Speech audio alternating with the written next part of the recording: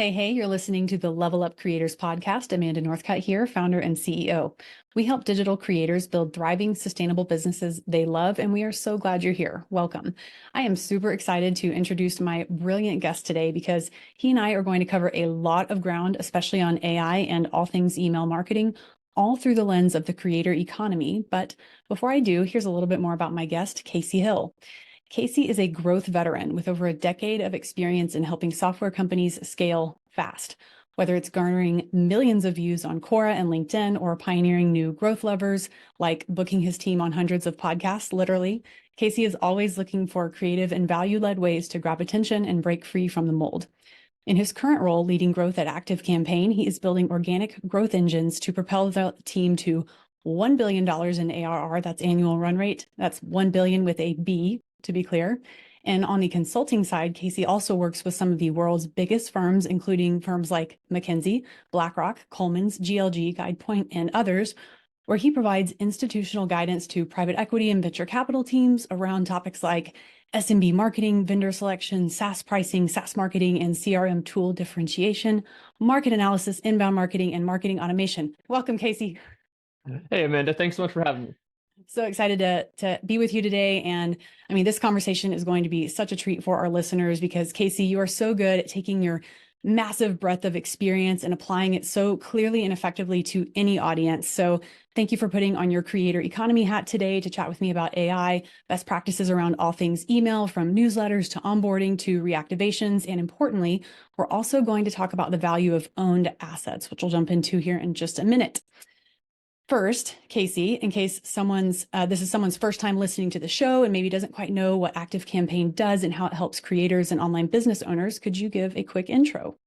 Yeah, absolutely. So first off, I'm super excited. There's so many changes that are about to happen in 2024 across a lot of these topics, from automation, email marketing, AI. I think there's going to be some kind of watershed moments. So super excited to unpack this. ActiveCampaign is a email marketing tool as well as a CRM tool to manage relationships, kind of bundled into one. So the way I kind of explain it to folks, the way I explain it to my friends who are launching startups or creating businesses is when people are first starting out, there's a lot of tools that I think facilitate kind of basic email functionality. There's tools like MailChimp and ConvertKit and a new one called Beehive, which I think is great. And these are really powerful tools to be able to essentially execute on creating your first kind of email marketing drips.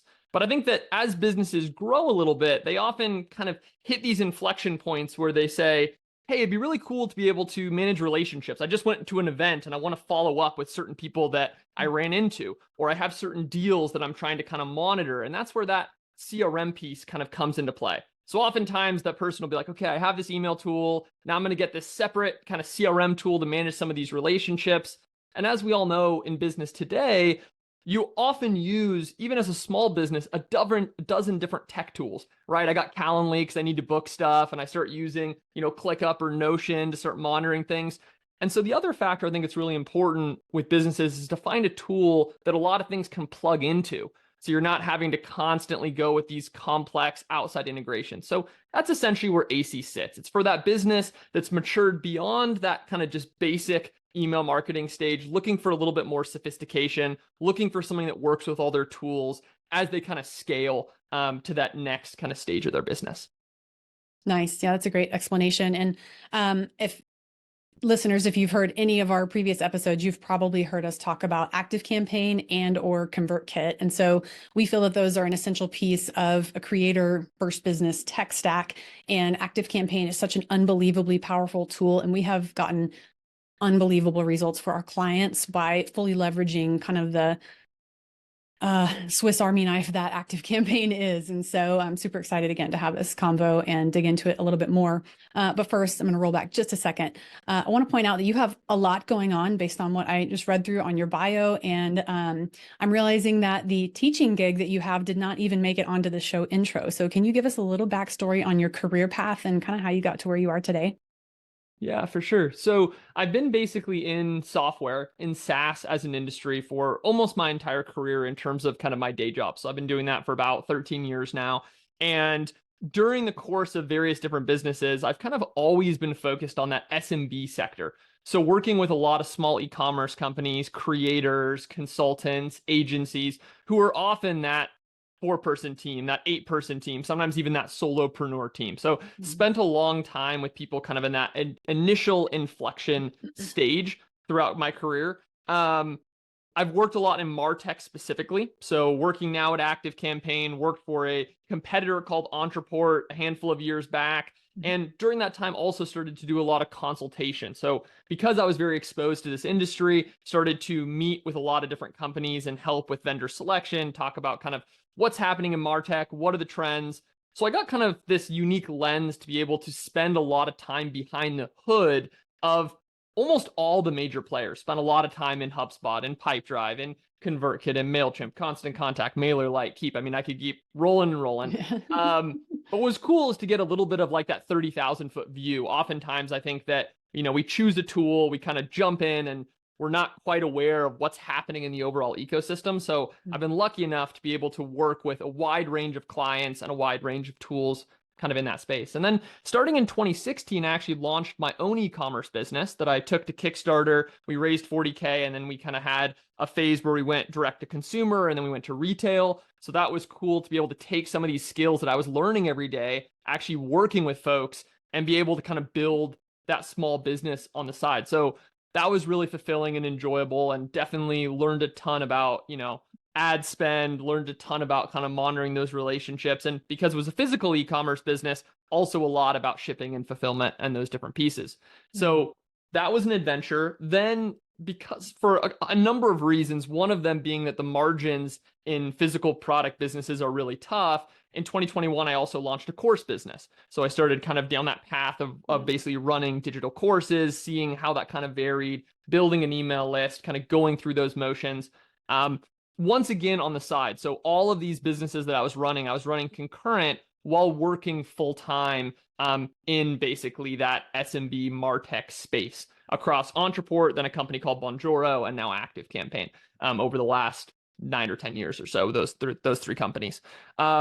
So that's kind of what I was doing. And during that time, getting a little bit more also into institutional consulting. So consulting, I started out doing small business consulting, right? Conversion rate optimization, email, that type of thing. And then I stumbled upon a company called GuidePoint.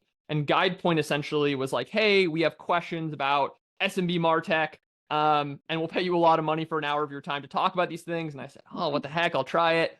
And it went well, and they booked more sessions. And then that's what got me onto the GLG path. And eventually some of these companies started to reach out directly, hence the connections in with McKinsey and BlackRock and some of those other firms that basically were looking at oftentimes like large series investments. And they wanted to talk with people that were deep in the industry that use these tools, that understood them, to know like, what does the partner ecosystem look like? What are the differentiations? Is it sales led? Is it marketing led? Those types of questions. So that was kind of the arc of that. Then last year, I decided to try to reach out and do some teaching. So I actually cold reached out to UCSD. And part of the reason I did this is I was going through a hiring phase, and I was a little bit frustrated with the challenge of hiring brand new people with marketing degrees who didn't seem to have a lot of like actionable industry skills. They didn't know a lot of like channel specific knowledge. It felt like education was very theory based. We were teaching people about stages of the funnel. We're teaching people about ICPs and buyer personas and all that stuff. But what about how to write on Twitter, how to write on LinkedIn, how to actually run an email campaign, like what actually converts? Some of those skills that are applicable and valuable to a company when you bring someone on were kind of lacking. So I reached out to UCSD essentially with the pitch of saying, if you want an industry practitioner who will talk about what we're actually doing day to day, the actual channel specific stuff, I would love to do that. And luckily they said, that sounds brilliant. We'd like to do that. And so I built curriculum, taught it, went really well. So I taught it for a second semester. And then Stanford actually recently reached out and was like, we feel like demand generation is changing. Would you be open to doing a course through our Stanford extension around demand creation and where that exists today? And I said, that sounds brilliant. So I'm looking to do that in April of 2024. So that's kind of what started the teaching arc. So cool. That is so awesome. I mean, yeah, the university model is fairly arcane as it goes anyway. And yeah, universities are research institutions, and I could talk about that situation all day in the conundrum with the hiring pipeline and all those kinds of things. That's one of the reasons like we hire young people and college interns and have a specific like, college internship program. So we can kind of like influence those outcomes and learning. So I think that's super cool that you are giving back in that way. I love kind of the arc of your career narrative as well. I mean, your experience in consulting and digging under the hood of like all these different businesses is so interesting, and that in aggregate really enables you to give so much better advice to other people. One, when you're looking at a whole bunch of businesses, and also when you're doing that work yourself, running your own e-commerce business, running your own digital products and things like that, it gives you so much empathy for the people that you're helping, and it totally changes your way or changes your level of impact, because just like at the university model, you're talking about it being more steeped in theory than action. Consulting can often be more steeped in theory than action. That's like that whole, what's that saying? It's like those who cannot do teach, or those who cannot do consult, or something like that. So if you can bridge the gap where you're actually doing, practicing what you preach and things like that, I think that's really, really valuable. And again, like I mentioned kind of in your intro, like your ability to distill your learnings into actionable, strategic and tactical methodology for any audience kind of within that umbrella that needs like marketing technology and all of the growth marketing and things like that, which is just about everybody these days. It's such a unique skill. So I'm super excited to talk about the creator economy today. And this next question is intentionally broad, but what makes you so good at growth marketing, and how can our creator economy listeners apply your learnings in their own businesses? Yeah, it's a great question. Growth marketing is so interesting, and it's changed so much. And even the term like head of growth, I feel like is very kind of nebulous. No one knows exactly what that means. Is that a marketing role? Is it a sales role? Yeah. I think that it's an interesting term. But the way that I think about growth at this stage, growth marketing specifically, is it kind of starts by having an eye towards distribution and amplification. So it's funny, actually, in my class where it kind of culminated in people building a content calendar, one of the things that I was very focused on in that class was to make sure that it wasn't just a content calendar, but it was also a distribution plan. One of the things that when I work with teams and in my own role at all the companies I work with is I push really hard in saying, how are you distributing this? And how are you getting this in front of more eyes? So it's not enough in today's world to just make content and just post it on social, right? You need to be finding those ways to hop on a podcast to talk about it, to tie in on a collaboration with a partner and get them to email out about it. You need to be thinking with that hat of, how am I going to amplify this? And on social, one of the things I've always been a big pusher of as well is to maximize impact to time. So when I spend time crafting a LinkedIn post, I'm also going to move that into /SaaS on Reddit and /entrepreneur. And I'm also going to put it onto my Twitter. And I'm also going to put it onto specific like demand curve on Slack, specific communities on Facebook. So the footprint of that post that might get 20,000 views might be 100,000 views for literally maybe 10 minutes more of my time. You have to sometimes craft the medium a little bit.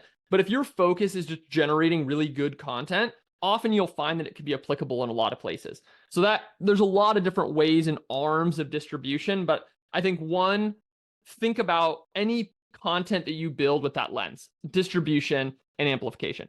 The next thing I think it's really important about growth marketing is to have this balance between fast, high impact plays and slow, high impact plays. So the way I describe this to folks is, if you go change your prices overnight, you just go raise your prices, $10 a month, now higher.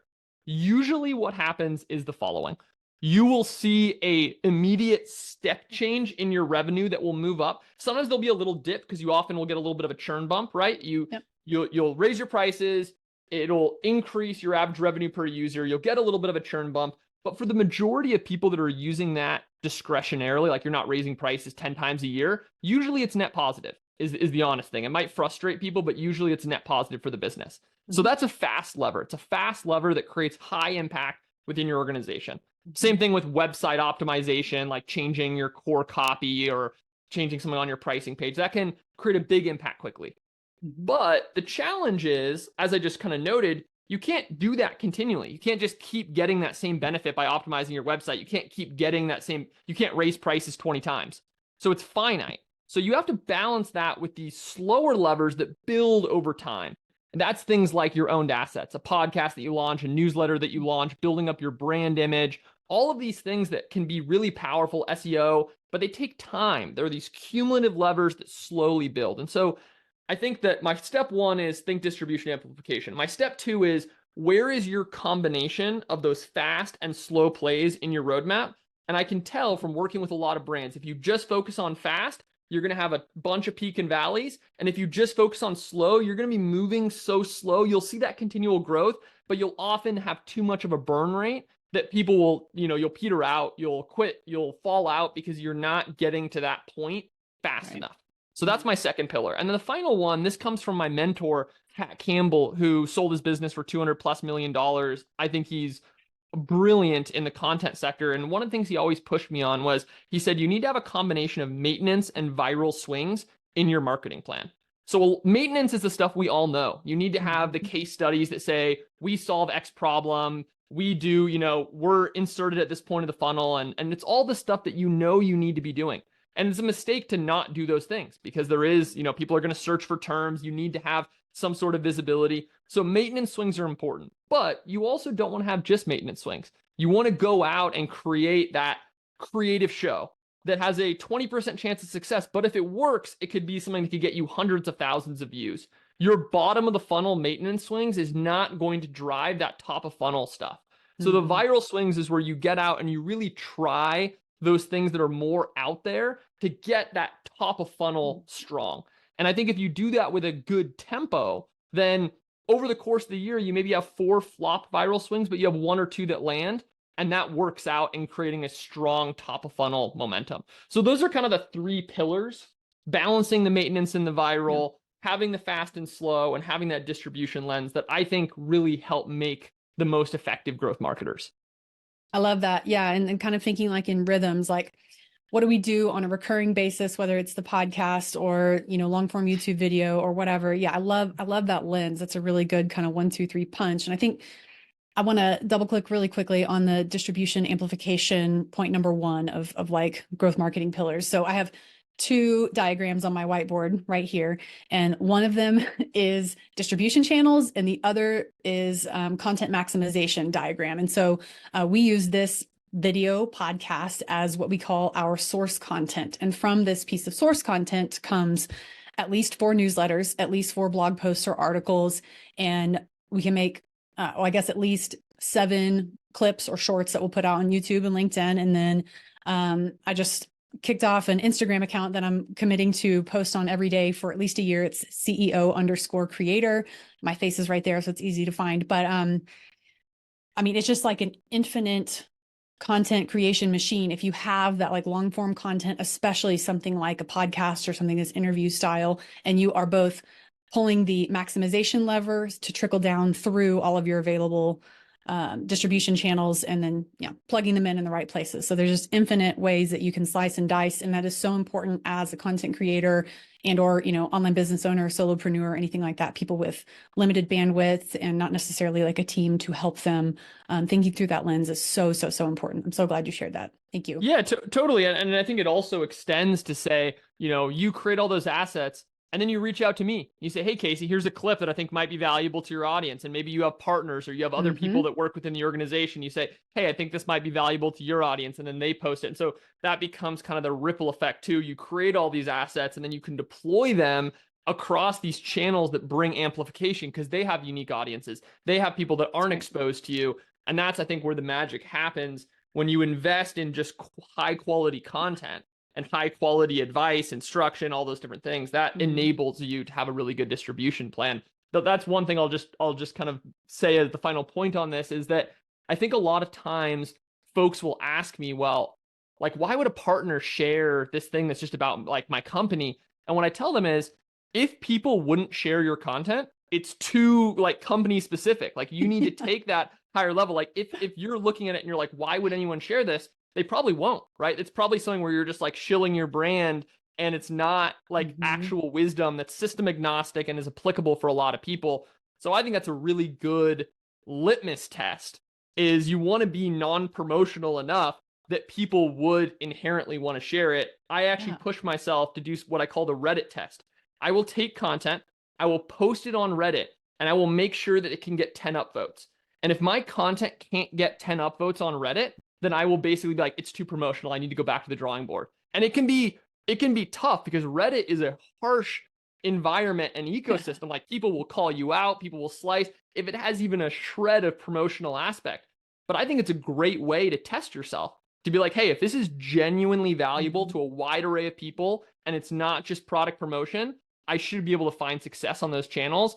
And so just as a simple way, if you're thinking in your head, like, I'm not sure how promotional it is, go run the Reddit test and see. It'll be interesting to experiment with. Yes, Casey, maybe we should have scheduled 2 hours for this, but I think it would turn into something like highly self-indulgent because we could talk about this stuff all day. I'm sitting here thinking about before I hit the record button on the show today, you and I were talking about like the importance of having ad spend ready to deploy to amplify a post on any social media platform that is organically doing well. So that's kind of another lever that you can pull when you are maximizing your content from a source piece of content and you're using lots of different distribution channels, including partners. We are really big on partner marketing. So thank you for mentioning that. And then putting a couple bucks behind something that's already doing well, putting good money after good instead of potentially like good money after bad. When something's already doing well, you have a proof of concept there. You're clearly providing the value that your audience wanted to hear, which is the litmus test that Casey is talking about, that you should not hit the post or schedule button on any piece of content that does not provide value, even if there is a call to action for, to pick up a lead magnet, join my email list for a newsletter, buy this, buy that, whatever. If there's not value first, it comes across as like pretty tone deaf and a lack of empathy for your audience. So yeah, definitely. Absolutely. Yeah. All right. I'm going to shift us here. I want to talk about this concept of owned assets. So at LevelUp, we do a fair amount of educating on the importance of owning your audience, not just, quote, renting it, meaning having an email list is owning your audience, still on their terms, of course, they're still in the driver's seat, whereas your social media followers are your rented audience. When you're on social, you're playing in someone else's sandbox, so to speak, and the rules can change on a dime. Social media ownership can change on a dime, as we've seen in 2023.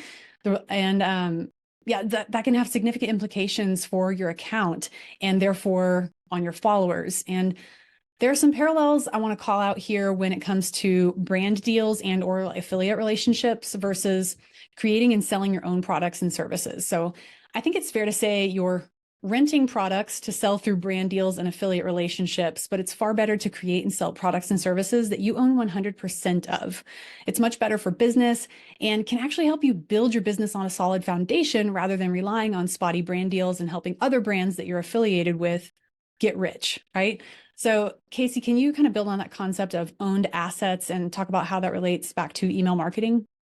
Yeah, for sure. So I think owned assets are super important and are becoming increasingly important, I think, as we move forward, as we see so many different changes that are occurring. One of the things I often have a conversation with folks, new startups who are just kind of like trying to find new organic plays to grow. I have a conversation with them about starting your own podcast versus guesting on other people's podcasts, right? And I think that they actually serve different purposes. It goes back to this fast and slow type of thing.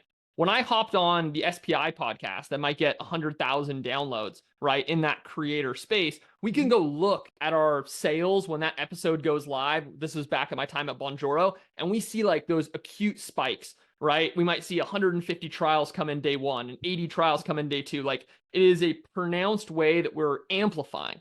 But again, it's rented. I have no control over that ecosystem. I have no control over what links go up. I have no control over those pieces. So guesting on podcasts is a good example of a lever that you can pull relatively quickly. You can get in front of a lot of right fit folks, but you have very limited control. On the flip side of that, when you start your own podcast, you start from ground zero. You have no followers. You have to build this thing up, but you start from this relationship building phase. So one of the first things I tell folks is when you start, you really want to think about the relationships with folks that you're building by having on guests that are in your space that have different topical expertise, but that might have connections. It might be partnership opportunities. There might be a whole range of things. And so you're starting out not from a direct driving business, but you're going to go through that slower burn, but you have full control.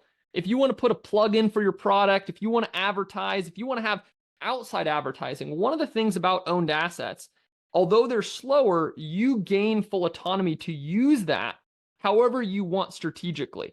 And I think it's important to note that it's not only about being able to plug in an advertisement at the end of your owned asset. It's actually also about using owned assets to open doors, to be able to work with a partner, to be able to give them visibility, to be able to give them space. You have this chip that you now have full control over that you can leverage in these kind of strategic ways. So similarly with email, and I want to be clear here that although there's changes all the time happening on the algorithm, and you might go from getting 10,000 views to 2,000 views on social, and that's why we use that term renting, even email is you're still, there's changes all the time happening in email, right? We all know big Apple changes and the auto opens. And so that environment is not as if you have no challenges to contend with the ISPs.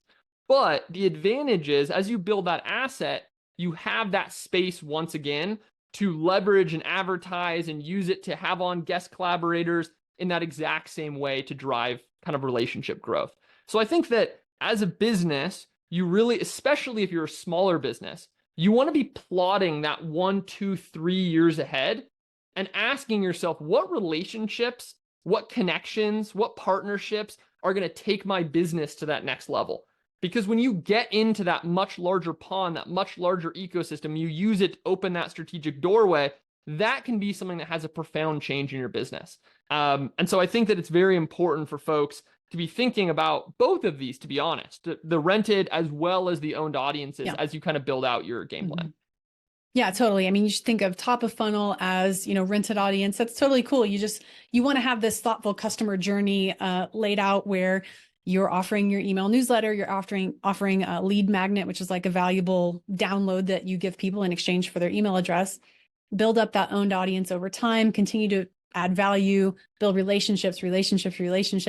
And then you're looking to sort of not flip a switch, but kind of a slow burn on creating reciprocal value between yourself and your community of followers and your owned audience, where you're going to eventually ask them to buy things, right? Like, I mean, our whole POV here is that totally calling my shot. Creators are the future of direct to consumer spending. I mean, influencers, brands are already obviously very much catching up here, but legacy global brands, maybe not so much, but people want to buy from people that they like, that they feel that they know, trust, and are getting value from. And so that's why brand deals are so incredibly effective as compared to so many other types of marketing and distribution channels, like we were talking about a minute ago.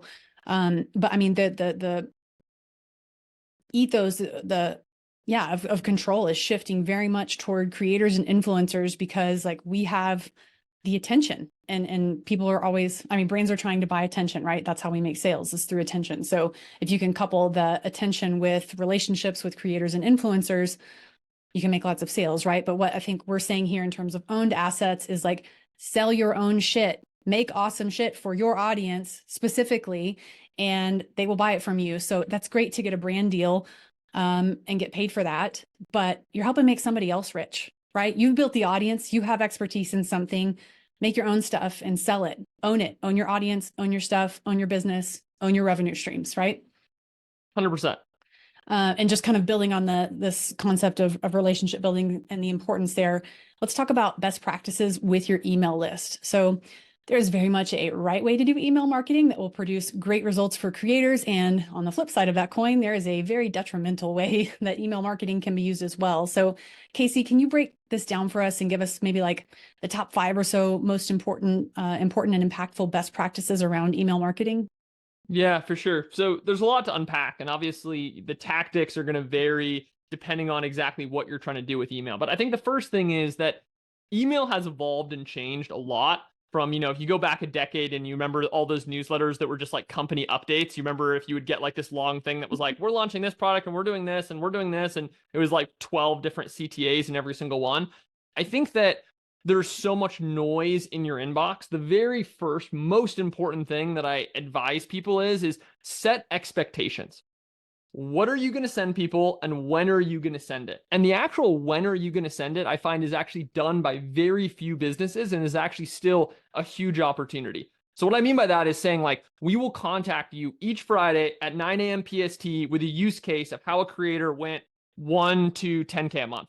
as an example, right? And then you have a crystal clear expectation, exactly what that person's going to get. They're going to get a use case. It's going to be a use case that's applicable to that creator at that stage.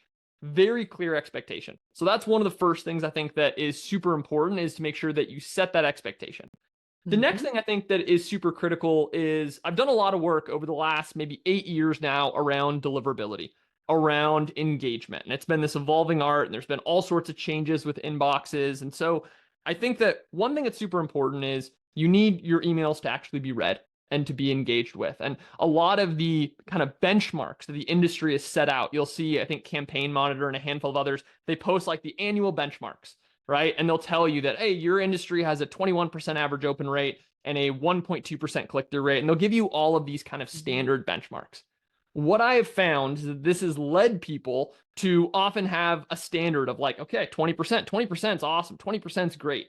Well, unless you are a huge brand, if you're Nike, if you're some massive brand, okay. When I look at those people's emails campaigns, I've been behind the hood of a couple of those brands. Yes, those are going to be lower because you're sending to 15 million people per blast. But especially for small creators, your dynamic should be different. If you're setting expectation, if you're bringing people into that funnel, the last email newsletter that I created, which was called Growth Corner and was specifically focused around like growth tactics, we had about a 74% open rate and about a 12 to 15% click-through rate, depending. And that was, across, I think we had something like 40 to 50 emails that kind of dripped out. So I think that the first thing is to challenge that status quo. But going back to deliverability, like how do you at a face level get better deliverability? Well, or deliverability / engagement. I want to be clear here too. I'm talking about people, not just you delivering, but also people opening it. So the first thing is, like I said before, is you set expectation. That's super important. But the next thing is replies are being heavily prioritized in terms of inboxing. So one of the big ways that inboxes know whether your message is essentially promotional is when you send a personal message to someone, it has like an 80% reply rate. If you send a message to like a colleague or your family, right? Whereas if you look at the reply rates for promotional marketing campaigns, I mean, those are super low, right? So it's an easy tag where if someone sends out 1,000 emails and it has a 2% response rate, they're like, okay, that's promotional. So one of the first things, and Pat Flynn, who also has done a lot of work around deliverability, I've chatted with him a lot about this, and he has actually created videos where he calls out and talks about this structurally. But the idea is ask very specific questions early on and start ramping up that reply rate. And so an example of a bad question is something like, hey, do you have any questions? Or even something like, what is your top challenge? Can sometimes be a little bit broad because it can go a lot of places. Whereas if you kind of sharpen it a little bit and you say like, what is your biggest challenge with customer acquisition right now? Or what is your biggest challenge with insert something that helps kind of focus? Because if you're a creator, you know how many hats you wear. Someone's like, what's my biggest challenge? I'm like, oh, geez, where do I start? Like, I have turnover problems, tech is confusing, acquisition is challenging. So you might not answer that question because it's just like this huge open bag. Whereas if someone's like, what are you struggling right now with your paid Facebook campaign? You're like, oh, yeah, well, my cost per acquisition has gone through the roof and my targeting, I keep trying to change it. The retargeting isn't giving me the same returns. Like that kind of stuff is more top of mind. So another big question or big thing I would focus on is try to get more replies, try to get people communicating, ask very specific questions to try to get there. The next thing I would kind of say is segmentation and personalization are super important, but I have a little bit of like a bone to pick with this. One of the things I know is that a lot of people that come on and they tell you like, you need to segment and you need to personalize, they don't even do it themselves. I've been behind the hoods of the gurus who are like, personalization is the most important thing. And then I look at their campaigns and they're not doing any personalization. So I think when it comes to personalization, what you want to do is think really carefully about what actually structurally matters and make sure that you're asking less questions, but the right ones to personalize based on. So what I mean by that is instead of on intake being like, what's your industry? What's your company size? What's your role? Like you have like 20 questions, right? What is actually meaningful? So in some cases, it might be industry. You might say, look, my e-commerce customer versus my SaaS customer, like if I know that information, I can send them use cases that are tailored to that. And that is what is most important. But what I found in other cases is you might say, actually, really company size is more important. A 5,000 person B2B brand is more similar to a 5,000 employee direct-to-consumer e-commerce brand than it is to a solopreneur brand of either type. So it actually is the company size that is going to be most relevant to you supporting that person in the right way, you providing that use case. Imagine you're an enterprise brand who signs up and you get a use case, like you're an e-commerce brand, but you sign up and you're, beard brand, some huge brand, and you get a use case from a solopreneur. That's not a good hit. You're like, whoa, okay, this doesn't seem like my type of, like they operate with a different type of clientele. Mm-hmm. So the next kind of pillar I would really push people to focus in on is to ask less questions, but ask questions that you're actually going to do something about. And that should be, I think, your litmus, if you will, kind of going into it. So I'll pause there for a moment. I think there's a lot of specific strategic, if I'm talking with people about onboarding your first 2 weeks and how many emails you should send in, you can go down the rabbit hole of different types of segments. But hopefully some of these are kind of like the high end scaffolding that in many cases, I find a lot of brands probably aren't doing. You're probably not telling people the exact timing you're sending to them. You're probably not going through and having a really good targeted question at the right time. And so these are things you can actually go and audit your flows tomorrow and just look at what is the difference. I'm a big fan of data and experimentation. Everything I said here, you should be able to test and see that lift that happens from following those best practices. Yeah. And we could talk about expectation setting for a long time.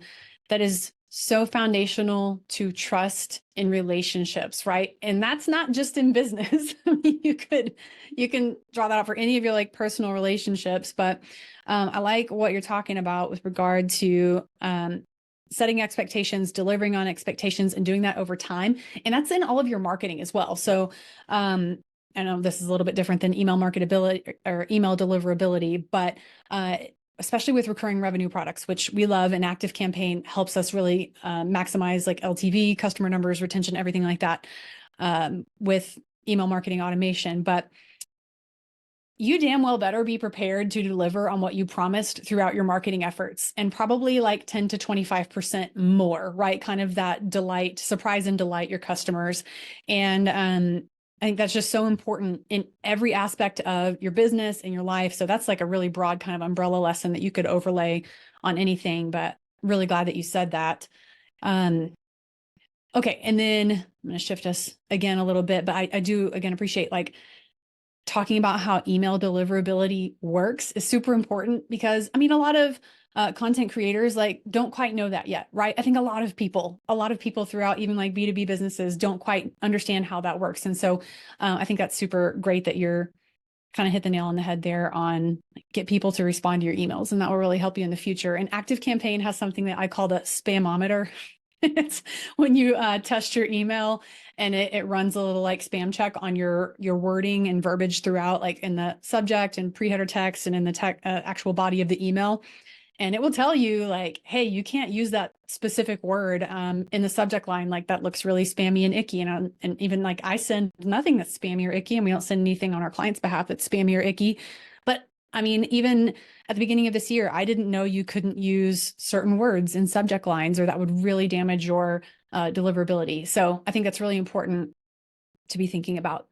Yeah, the tactical piece of that, I think is so often when people think about deliverability, they get so fixated on the technical, right? They're like, okay, I'm going to do this in my DMARC, I'm going to do that. And there's all these different steps. And those can be important. I tell people, if you see some dramatic step change and you're doing 40% and overnight you're doing 10%, yes, maybe you go get MX Toolkit or something and you go check to see if you're on blacklist, and you can go through that whole technical side. But for 95+% of folks, it's tactical. When I get in with a client who's struggling and we help elevate it, it's all about, okay, focus on your most engaged leads first. We'll start creating positive signals from your ESP. We'll start bringing all those open and engagement rates way up. And people are uncomfortable. I'm only going to send to 1/5 or 1/10 of my list. I'm like, trust the process. We're going to work on creating that reputational change over time. The tactical piece is so critical and so important. And so definitely if you are struggling right now to not getting the open rates or the click-through rates that you want, strongly encourage folks to start at that tactical level, start smaller, start with less folks, take your most engaged people and begin that journey of trying to create those positive signals. And the other thing I'll say, and this is coming from someone who works at an email marketing company, I will say, don't just jump around solutions, hope, oh, I'm getting a 20% open on MailChimp, so I'm going to go hop over to this tool to get better deliverability. Like this just hopping between email tools will not solve your deliverability problem. Most of the major ESPs send in a similar way, which is a shared pool of IPs. Basically, you have 100 companies and you have, say 50 IPs, and they're all routing through these bulk IPs. That methodology is quite similar across brands. So you might see there are third-party tests that will run and say, a brand like Klaviyo, for example, that might work with a ton of e-commerce brands, they might have slightly more deliverability challenges, just the nature of certain people they work with. But in general, the rule of thumb is focus on the tactical side. Don't think of, I'm just going to switch tool as kind of this end all to solve your deliverability challenges, because you're just going to stay mired down in that challenge until you fix those best practices. Cool. Yeah, thank you. Time is precious. Thank you so much for sharing yours with us. Level Up Creators exists to amplify the voice, reach, and impact of creators making a positive impact in the world. With your expertise as our focus, our team of strategists, marketers, sales pros, product developers, administrators, and tech gurus handle the heavy lifting of building and optimizing a profitable business that will transform your life for good. Subscribe to the show and check out WeLevelUpCreators.com to sign up for our newsletter, that AI guide. But the newsletter, we share weekly actionable business tips for creators just like you. But again, get that AI guide. We also just dropped a course on creator income, memberships, and the customer journey. So lots and lots and lots of free goodies. But we will see you next time on the Level Up Creators podcast. Thanks.